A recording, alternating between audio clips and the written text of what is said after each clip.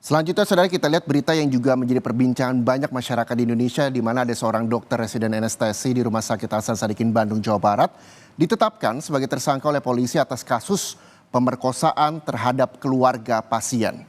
Tersangka melakukan aksinya dengan modus pengambilan darah korban untuk keperluan pengobatan sang ayah yang sedang dirawat. Kemudian kita tetapkan tersangka saudara PAP atau Priguna Anugrah Pratama. Pekerjaan dokter pelajar yang sedang mengambil spesialis anestesis di Rumah Sakit Hasan Sadikin. Priguna Anugrah Pratama, seorang dokter yang juga sedang menjalani pendidikan profesi di Rumah Sakit Hasan Sadikin, Bandung, ditahan polisi karena diduga memerkosa anak dari pasien yang sedang dirawat. Priguna yang juga mahasiswa pendidikan spesialis prodi anestesi Universitas Padjadjaran ini melakukan aksi bejatnya ketika tengah mengobati ayah korban yang sedang dirawat. Dari keterangan yang diperoleh polisi, pelaku beralasan meminta korban yang sedang mendampingi ayahnya yang dirawat untuk melakukan pengambilan darah. Korban pun dibawa oleh pelaku ke sebuah ruangan di rumah sakit yang masih belum berfungsi. Dalam ruangan itu, pelaku membius korban dengan memasukkan cairan ke selang infus hingga akhirnya korban tak sadarkan diri. Setelah sadar, korban pun merasakan kejanggalan pada tubuhnya hingga akhirnya melapor ke polisi. Polisi bilang pelaku sudah merencanakan perbuatan bejatnya.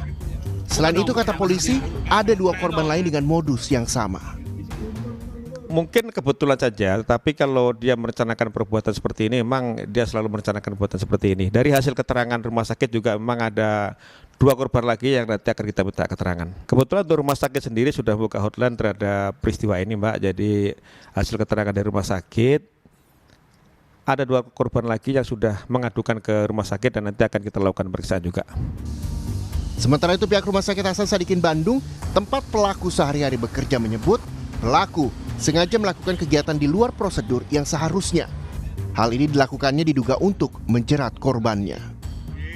Jadi yang bersangkutan bukan merupakan karyawan dari Rumah Sakit Hasan Sadikin, jadi mahasiswa yang dititipkan di kami, dan itu memang pasti sesuai dengan SOP dan juga sesuai dengan arahan dari DPJP-nya, begitu. Nah, ini memang terduga melaksanakan di luar dari SOP tersebut. Universitas Padjadjaran pun langsung memecat Priguna Anugrah Pratama. Rektor Universitas Padjadjaran bilang, pelaku sudah tidak tercatat sebagai mahasiswa dan tidak lagi bisa berkegiatan di kampus dan di rumah sakit. Bersangkutan yang melakukan tindakan tersebut akan kami kenakan pungutan studi dan sehingga tidak tercatat lagi sebagai mahasiswa Unpad dan tidak dapat melakukan lagi kegiatan baik di lingkungan rumah sakit maupun di lingkungan Unpad.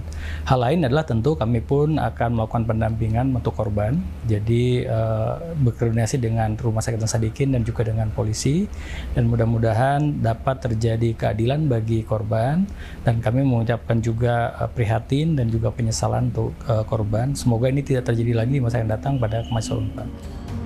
Polisi menyita sejumlah barang bukti, diantaranya 7 suntikan, obat-obatan yang diduga digunakan pelaku, serta alat kontrasepsi. Pelaku dijerat pasal tentang kekerasan seksual dengan ancaman hukuman pidana maksimal 12 tahun penjara. Tim Liputan, Kompas TV.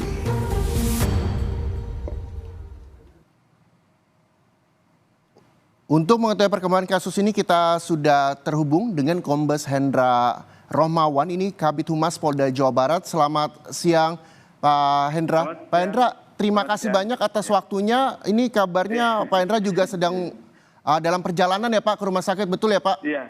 Oke. Ya, betul. Terima kasih Pak. Yang ingin saya tanyakan, gimana Pak? Dengan siapa ini? Dengan Reza Pak. Reza, gimana? Oke, iya Pak Hendra, ini terkait dengan update kasus calon dokter spesialis yang perkosa keluarga pasien. Seperti apa perkembangannya dan betulkah kejahatan ini bukan yang pertama kali dilakukan oleh pelaku atau ada kemungkinan ada kasus lain yang mungkin belum dilaporkan oleh para korban, Pak? Baik, tadi kami barusan juga bertemu dengan pihak dari rumah sakit di Mapolda, ya. Kemudian kami ada diskusi dari perkembangan dari hotline yang memang sudah kita buka juga dari Subdit PPA Polda Jabar, tapi juga kami menerima masukan juga dari Rumah Sakit Hasan Sadikin hasil koordinasi setelah menghadap Kapolda. Mereka menyatakan bahwa akan ada lagi korban yang melaporkan ke rumah sakit dan dari pihak rumah sakit nanti akan mengakomodir untuk difasilitasi untuk lapor ke polisi di Polda. Nanti akan kita terima manakala mereka sudah ada laporan dari Polda. Oke. Nah, di sini diambil kesimpulan bahwa yang bersangkutan ini ternyata tidak hanya satu kali ini melakukan, tapi ada beberapa kali dia melakukan. Dan ini alhamdulillah terbongkar kasusnya dan dilaporkan pada tanggal 18 Maret tadi dan kita bertindak dengan cepat sehingga tanggal 20 kita sudah tetapkan dia sebagai tersangka. Demikian. Oke, berarti ini bukan hanya sekali dan alhamdulillah terungkap seperti Pak Hendra sampaikan lagi. Tadi ketika memang ada korban lainnya, bagaimana caranya ketika polisi ingin mengungkap kasus ini Pak, dengan indikasi ada korban-korban lainnya yang didapat? Ya memang dari Rumah Sakit Hasan Sadikin ya sudah berkooperatif lah sekali ya untuk bisa membuka hotelnya. Kami pun juga demikian. Tetapi yang dari terperiksa sih memang sama sekali tidak ada penyampaian untuk korban yang lainnya. Tetapi dengan adanya informasi ini tentu akan memberatkan yang tersangka ini terhadap pengakuannya. Selama ini hanya diam saja, hanya satu ini. Nah, ini tentu saja jadi catatan buat kita. Sehingga nanti juga memfasilitasi korban-korban yang lainnya untuk tidak malu ya, tidak menutupi hasil kejahatan dari PAP ini.